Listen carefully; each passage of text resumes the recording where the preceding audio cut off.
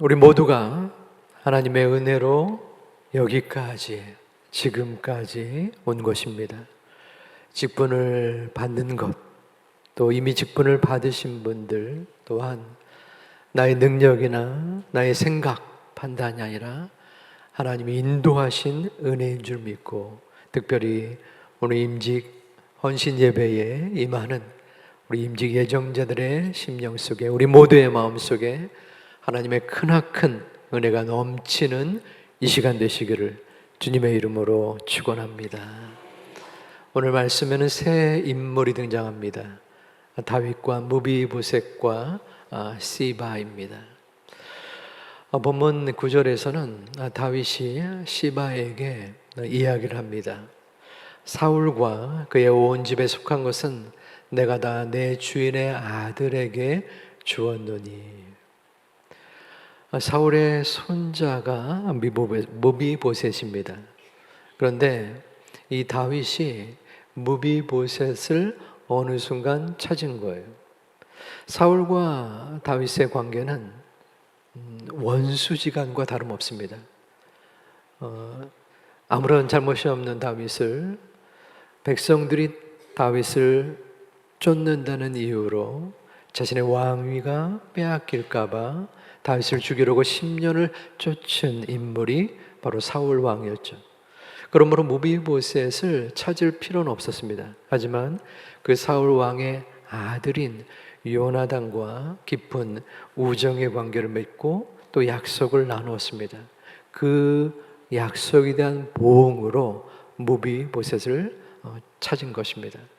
그 역할이 시바에게 주어졌어요. 10절에는 더욱더 구체적인 이 무비보셋을 향한 은혜의 지시를 내립니다. 너와 내 아들과 내 종들은 그를 위하여 땅을 갈고 거두어 내 주인의 아들에게 양식을 대줘 먹게 하라.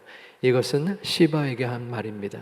그러나 내 주인의 아들 무비보셋은 항상 내 상에서 떡을 먹으리가 하니라.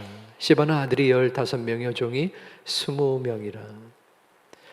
자, 무비보셋에게 임한 은혜가 여기 있습니다. 무비보셋은 전쟁터에 장애를 입었어요. 두 발을 절었습니다. 그리고 사울 왕 할아버지가 다윗을 쫓아서 목숨을 위협했던 관계로 이 다윗의 눈에 띄지 않기 위해서 피신을 했어요. 도망자의 신세로 오랫동안 있었습니다. 그런 그에게 장애자요 도망자였던 신분을 이 다윗이 왕궁으로 불러서 왕의 식탁, 같이 밥을 먹는 왕자급에 처하는 신분 상승을 이룬 것입니다. 이 왕의 식탁은 바로 우리의 구원의 은혜에 대한 구약의 징표입니다. 우리가 구원받은 백성으로서 우리의 능력과 우리의 힘이 아닌 하나님의 은혜로 구원을 입은 것처럼 바로 다윗은 왕의 식탁에 무비보셋을 초청한 것입니다. 자, 지금의 상황을 영화나 드라마로 만든다면 주인공은 누구겠습니까? 무비보셋이겠죠.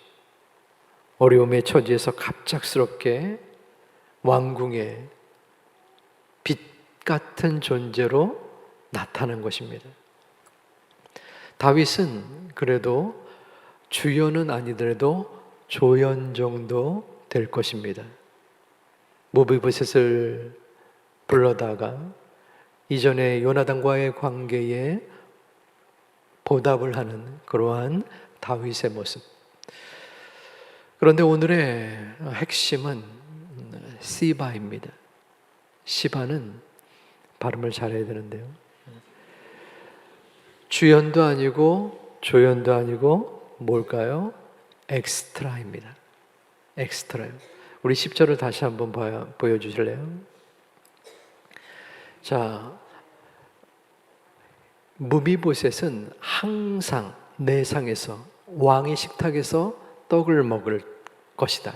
밥을 먹는다는 겁니다. 근데 상대적으로 너와 내 아들들, 바로 시바의 가족들은 그를 위하여, 무비보셋을 위하여 땅을 갈고 밭을 갈고 거두어서 무비보셋을 섬기라는 것입니다.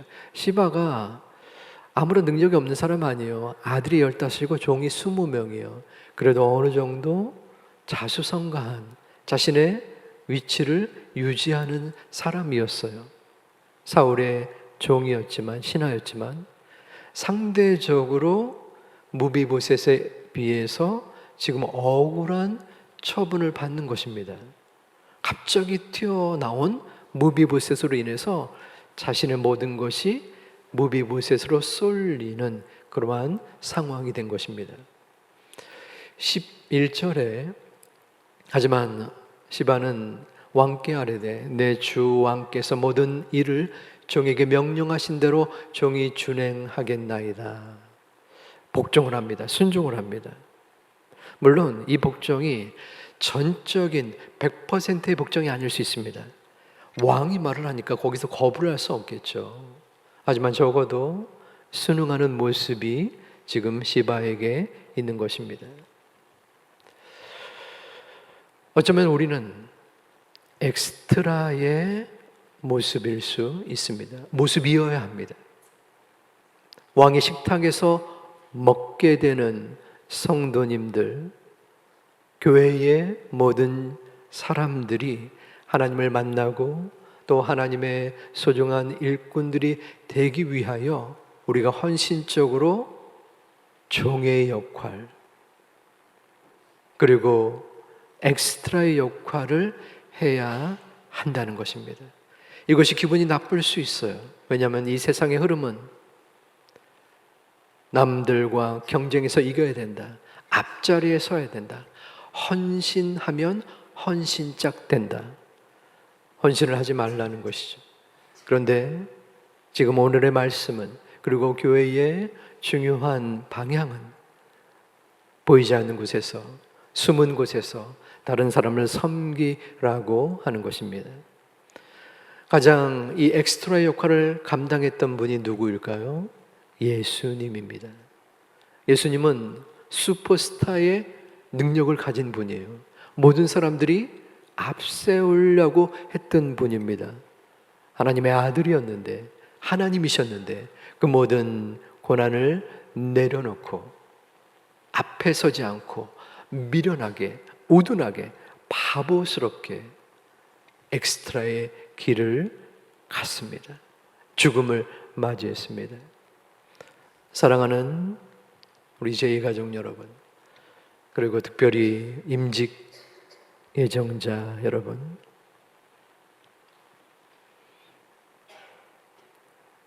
지금의 초심을 잊지 않으려고 노력하시기 바랍니다.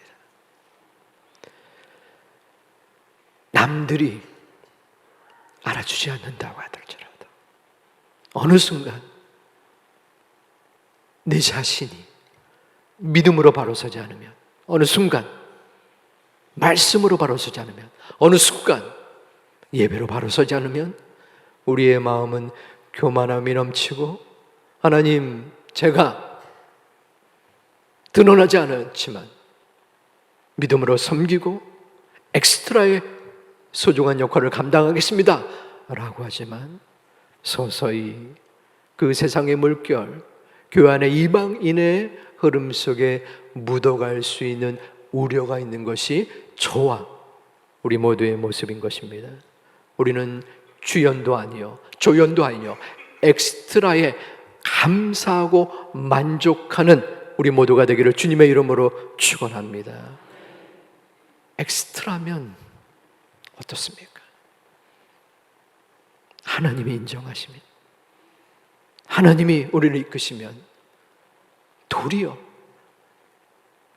남들 앞에 드러나지 않더라도 감사할 수 있는, 하나님이 나를 뽑아주신 것만으로도, 나를 쓰여 주는 것만으로도 감사할 수 있는 우리 모두가 되기를 주님의 이름으로 축원합니다.